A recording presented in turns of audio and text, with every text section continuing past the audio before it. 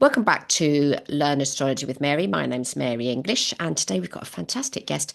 We have Rod Chang, and we're going to have a little chat with him. So I'm going to introduce Rod. So Rod has over 20 years astrological experience. He studied at the Faculty of Astrological Studies in London and has expanded his knowledge through home study and practice.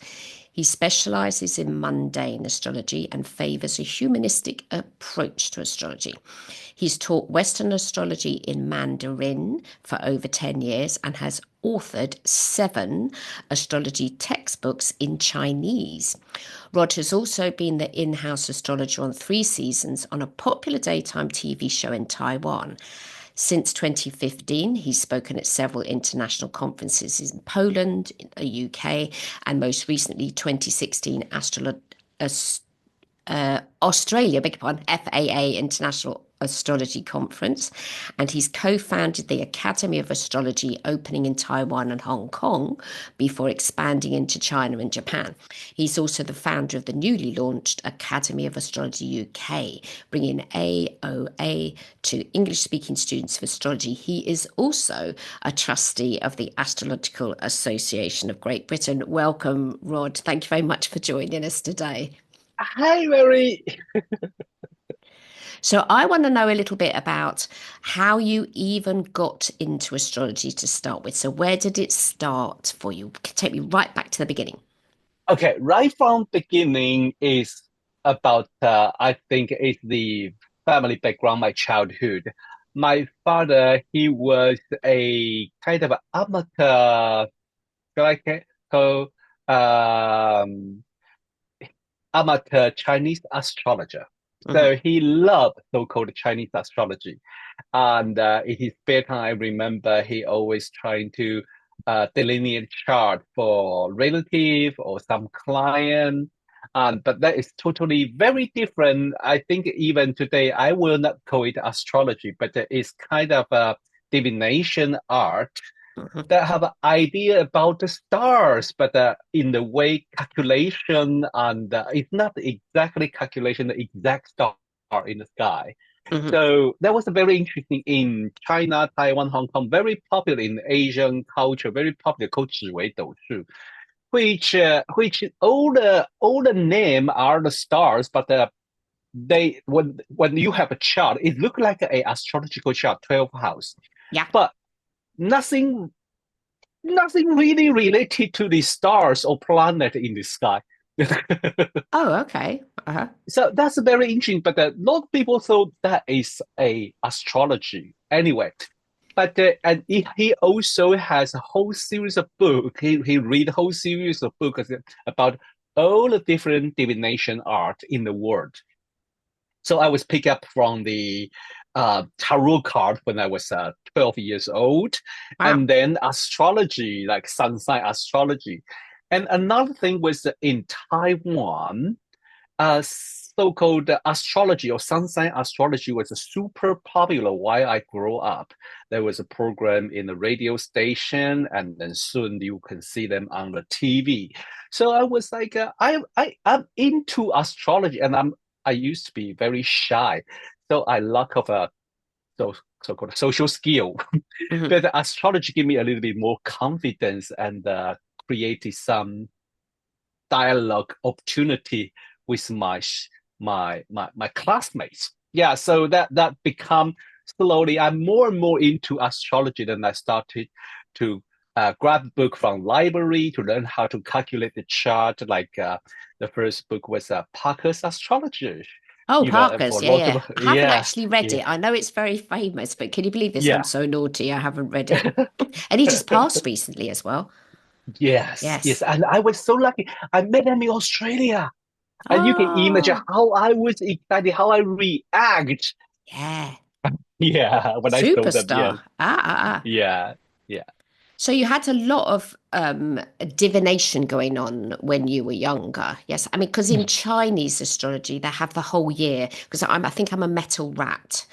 So yeah, that's the whole year that I was born, starting on the first day of the year, which isn't 1st of January, it's a little bit yeah. later. But that's Chinese astrology. But was he doing that type of astrology where you're the animal or not? No, no, no, No. totally different, totally different. Yeah, the another way of the call Chinese astrology is about how we counting the year, right? With 12 animal and with 10 so-called five element and plus yin and yang, the Mm, positive, negative, or feminine and masculine. hmm. So that composes a 60-year cycle.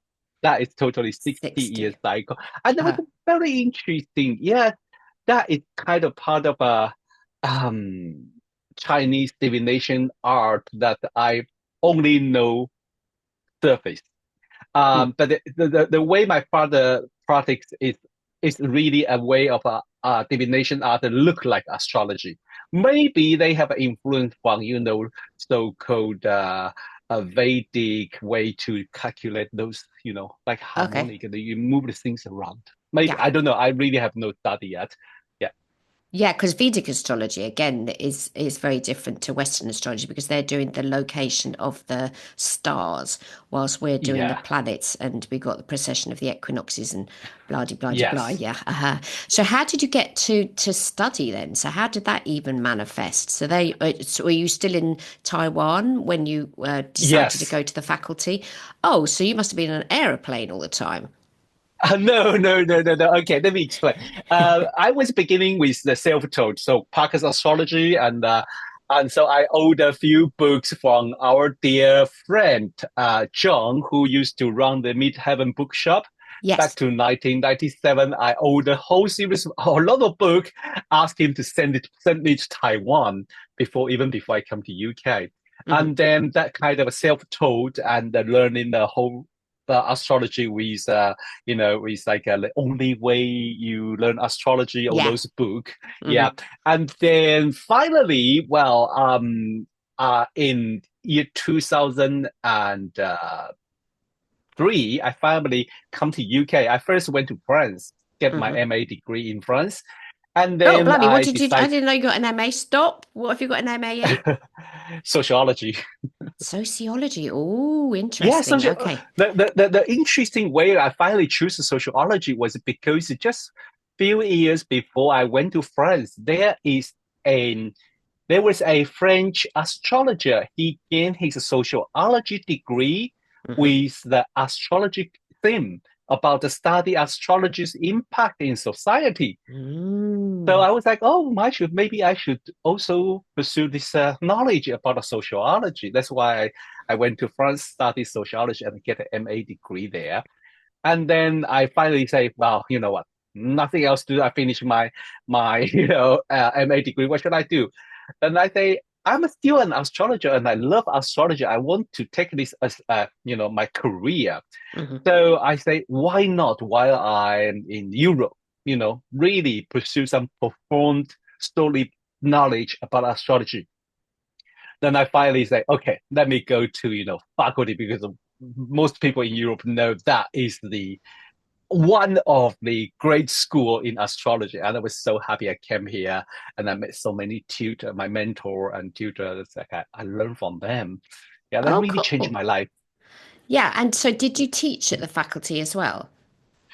Um, as a guest tutor Yeah. eventually. Eventually, yeah, as a guest tutor, I think that was a kind of a dreams come true, to be honest. Because I when I was there when I was studying faculty, and I think there's a 1 year Carol Taylor, the president that time, asked me, say, "Oh, do you want to teach in a summer school?" I said, "Really?"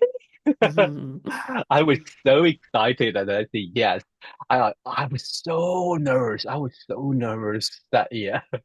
Oh, and then you're also because you know about the stars as well and the Hmm. night sky because I have been out recently looking Venus, Jupiter Oh and yes. yeah. But you take photographs as well, so you chase the planets, so to speak. So you've got an interest in the stars and the planets, yeah. So because you've lectured on those things as well. So tell our listeners a little bit about what is mundane astrology. I don't practice it. I know a bit about what it is. So explain, give us a little explanation Yeah, of sure. mundane, yes? Okay. The first, the the stargazing one is totally, I think, go together with my astrology study. I always love looking at the night sky.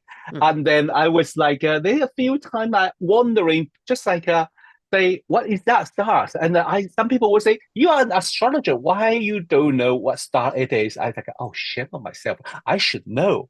So Mhm. I start to like put a lot of attention in the night sky and how to do stargazing. That is not mundane astrology, but that is kind of a really, I really enjoy stargazing, and I encourage all the astrologer and all everyone who love astrology go to look at the night sky. I remember Benedict Bradley say, when you speak to the stars, they speak back to you. You will Yes. definitely get inspired. That's stargazing part. Mundane astrology. Well, mundane astrology, use a very simple way to say is about use astrology to forecast the political, economic, and weather and climate change and you know social movement. All Hmm. this kind of big picture collective, Hmm. and So it's that not individual, it's like big. Yes. yeah, Uh-huh. collective, Mhm. more collective. Yes. Yeah, and I don't know. As I'm an Aquarius, and I like a big picture. I Mhm. like a big picture. So I think I realized that the coding of mundane astrology is like when every time there's some event, either disaster or either social movement, Mm. I can hesitate to go back to check the chart, Yeah. and I want to know where are the indications tell us we should be aware this might happen this year.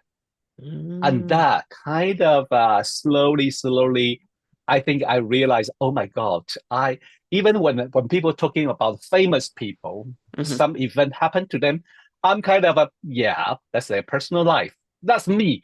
Then, but then when they say, okay, what happened in maybe say what happened in Ukraine? Oh, I will not stop. I start to gather all the information and what exact day I'm trying to find the exact date that they announce or this and that. And I couldn't stop, so I realized mundane astrology kind of is a calling for me. Yeah, because it's about humanity, it's not about the individual. Yes. Yes, yes, Yes. it's also. I mean, every astrologer come into one subject for different reasons. But for Mm. me, it's about our humanity. It's about society. Yeah. Okay, that's Yeah, very Aquarius. yeah. Very, very Aquarius. And then, so, okay, so I've got to ask you the burning question. What house system do you use? Ooh, Placidus, Mhm. Placidus. Yes. Should I explain? No, no, no, don't worry. It's just that I've already explained it on the podcast, so Yeah. people do know the Okay. difference. It's just that I use Equal House, and they do know Uh-huh. about Placidus. So yeah, we don't have a problem with that. So that they'll Yeah, yeah, yeah. listeners already understand it. And so Cool, when you're cool. constructing your charts, okay, so there's the question now. So what software do you use? Oh, what software I use? I used to use Solar Fire Hmm. most of the time. And then now, because I use Mac systems, so I use their sister production, Astro Gold. Oh, I've heard of that. Yes, that's the lady Yeah. that's in Australia, isn't it? I Yeah, think, so yes, I reviewed that. they Hmm. develop both. They develop both system. Yeah. Yeah, that's yeah, because that's the trouble when you've got a Mac. There's hardly any software. There for years there was no software written for Macs because I've got a Mac as Yes. well, and it's like I everything's written for know. Windows. So annoying, Yeah. so annoying. Yeah. Wrong. Okay, so you'll be interested in like disasters like plane crashes or wars or political unrest. So that sounds very much like Cosmos and Psyche by Richard Tarnas, which I presume you've Hmm. read. Yes, yes. Right, I yeah. think it is a such a great book and a very inspiring, very inspiring. I mean, find those event how it related to us Mm. and how it has the impact to people. Also, in the kind of a I maybe they didn't mention it, but I would like to think is when I study sociology, there is a branch called the collective sociology. So is how kind of a collective behavior and collective psychology. Yeah. So how the group, how the community or a society push an individual have an impact into individual. Hmm. And I think for most mundane astrologer, even including me, when we were so busy, sometimes we are too busy to delineate what causes what planet causes this, what Hmm. planet has impact on this, and what planet movement will maybe, leading to another things. But I think Richard Tarnas and many of the, psychological astrologers, Hmm. they are able to find the common theme Yeah. underneath, and Hmm. that really, really give us relief or understanding.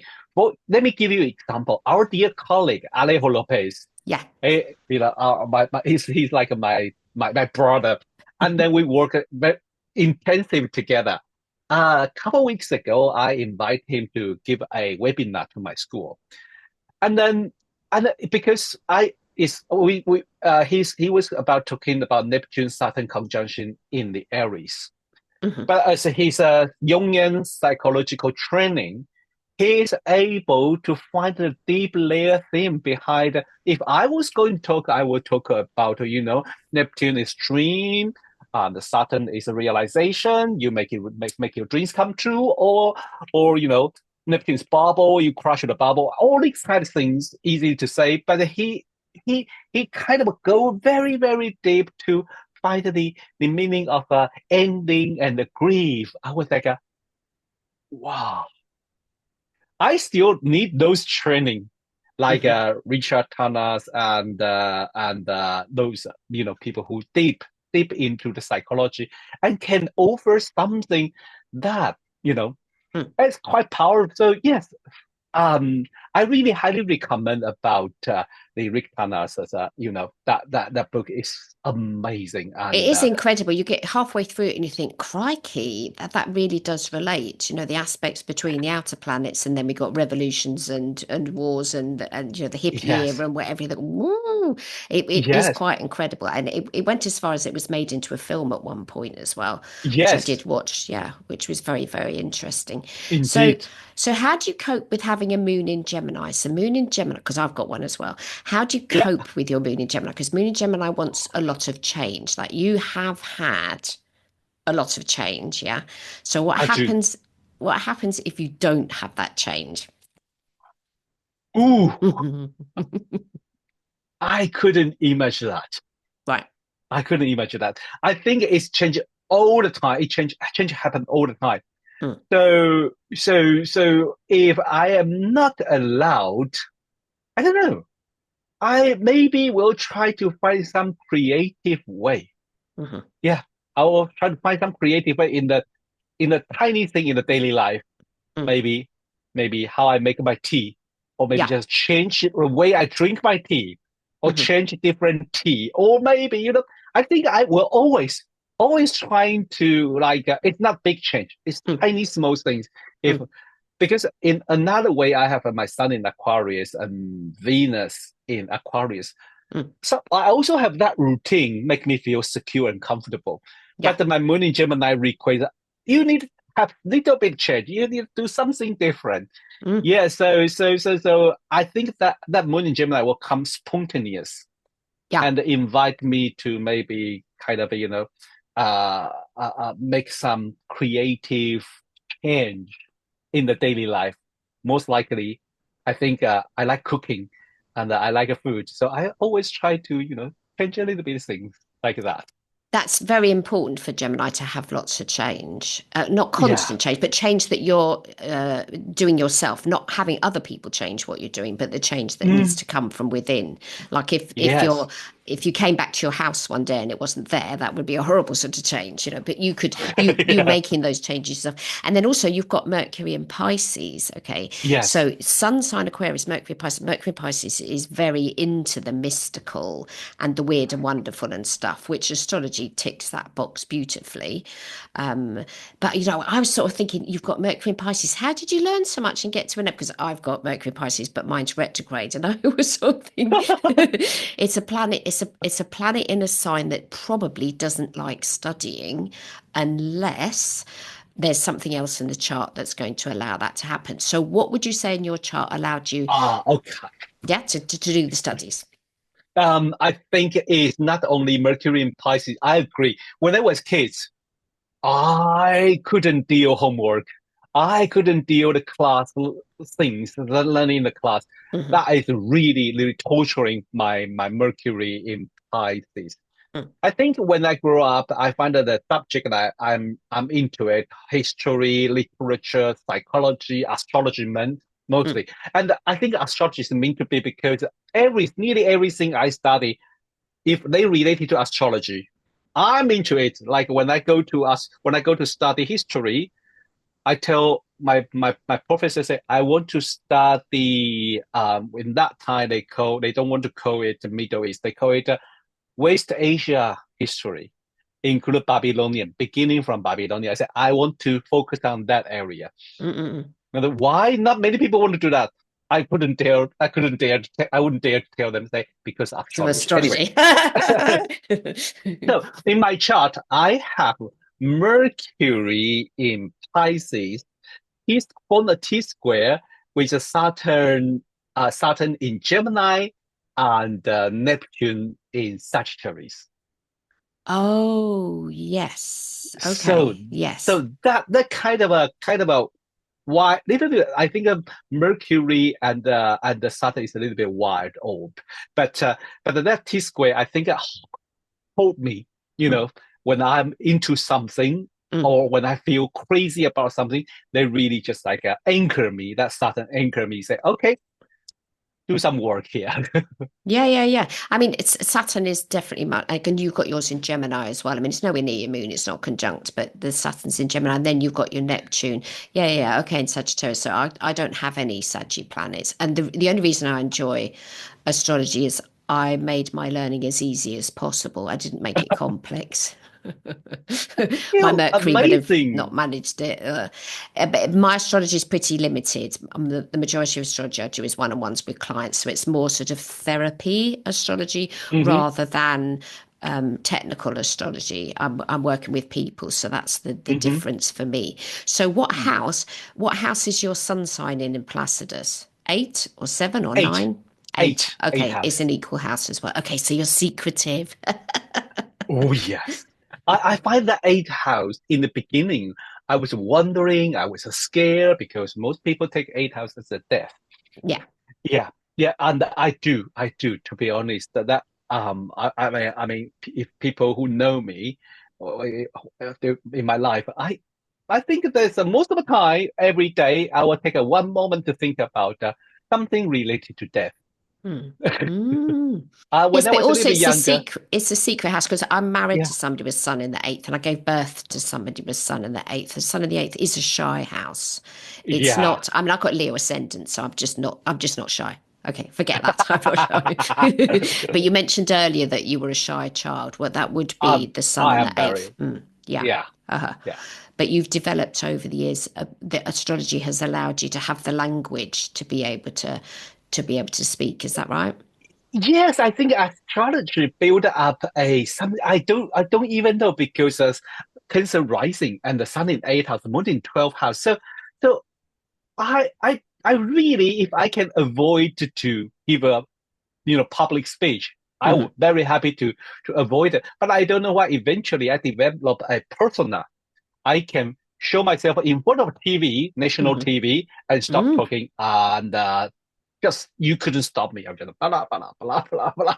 I don't know how that come from. I still need to work out. Oh, wow. Yeah, that must have been amazing. So you were in a Yeah. studio for those TV programs, yes? Yeah, when I was in Taiwan, the kind of I don't know where this come from. Then I host a 3 seasons talk show, and also related to astrology. So that was quite interesting experience. But I never want to go back again. And so, okay, so one last question then. So what advice would you give to a beginner astrologer that's learning? What advice would you give to someone who's just starting out learning astrology? What would be the advice?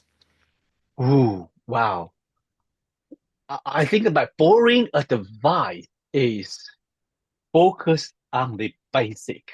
Mm, More solid base you build, you can fly higher, no matter you want to go technique or you want to go consulting, mm, therapeutic, because the enrich of a vocabulary understanding of archetype and the symbol of planet, aspect, house, and sign are the fundamental.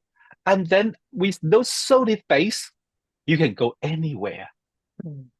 Oh, that's a lovely answer. Thank you very much, Rod. Yeah. Thank you very much for coming on the podcast today. So people can Thank find you, you on your me. blog at rodchang.com. Is that right? Yes, Yeah. yes. And then if you give me some other links, I'll put them on the show notes afterwards Sure, of people being sure. able to contact you. So it's been lovely speaking with you today.